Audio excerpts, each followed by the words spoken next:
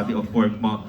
Pero gusto ko lang ikwento mo yung, there was a time, hindi ko alam, kung sure ka, kung alam mo to, kung aware ka, na there was a time si Direk Jeff, ayaw kanya nang makatrabaho after niya maka-work for the first time. Oo, kwento mo nga yung Direk at bakit. Tapos ngayon, kamusta siya ngayong katrabaho na ibang-iba na from the, parang isinumpa mo Angelica before?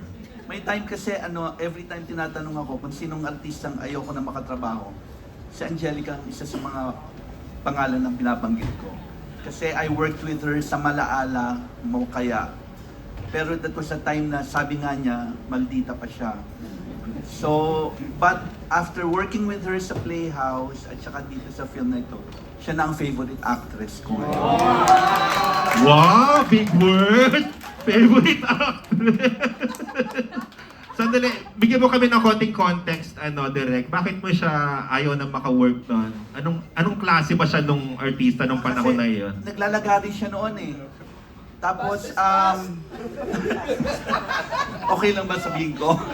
Naglalagari siya noon. Tapos, nung nag-report siya sa set namin, siguro pang-4 o pangatlong araw na niya na tuloy-tuloy na nag-shoot. Pangatlo. Tapos, every time na nagbibigay ako ng instructions sa blocking, nakapikit siya, natutulog. O yun. Kaya ang feeling ko, parang nabastos din ako, di ba? But anyway, pass is pass na nga. Oo, at saka nakita naman natin ang character development. O, anong reaction mo doon? Tapos ikaw daw ang favorite. Wow! Girl! Grabe yung big word. Hindi kasi noon, ginagawa ko yung iisa pa lamang. And then, I remember, galing ako ng Batangas, parang Bulacan yung taping namin ng MMK. Late na akong dumating dahil pagka-backup ko ng Batangas, hindi na ako umuwi, dumiretso ako ng Bulacan. Siyempre yung tulog mo sa biyahe lang, diba? Tapos MMK. And I remember, parang 3 asawa ko yung namatay. So, buong episode ng MMK akong umiiyak. And 11 a.m. na ng Thursday, hindi pa rin kami pack up. Tapos binablock ako ni Direk. Talagang nakakatulog na ako.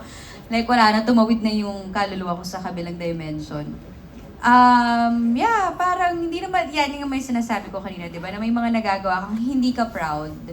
And noon, akala mo yung paglalagare ay maipapakita mo kung gaano ka kasipag.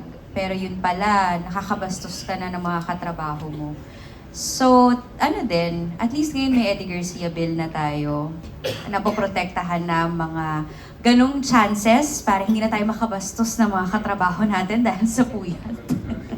Reaction lang na favorite ka na rin. At saka dagdag context, ang boyfriend niya noon si Derek. Direk! Pasabog ka naman, Direk! Pero masaya ako, bawing-bawi na. Yung Naman! pagiging maldita ko dahil favorite na ako. Yes! Naging isang Jeffrey Jaturian. Yun lang ang mahalaga talaga. Anong feeling mo doon, Marsh? Boyfriend mo daw si Jeff. Ha? Hindi yun, gag. Hindi yung favorite. Sa dami ng actors Siya na na naka-work ang niya. favorite ko. Ay, wow! Alam naman na yun, na talaga nga nung unang text pa lang niya, parang umikot na yung sikmura ko na parang, oh my God, mapapagawa ako ng pelikula. Kahit hindi pa nape-present sa akin, dahil ganun ko siya ka-love. I love it. Thank you. Excited kami for this.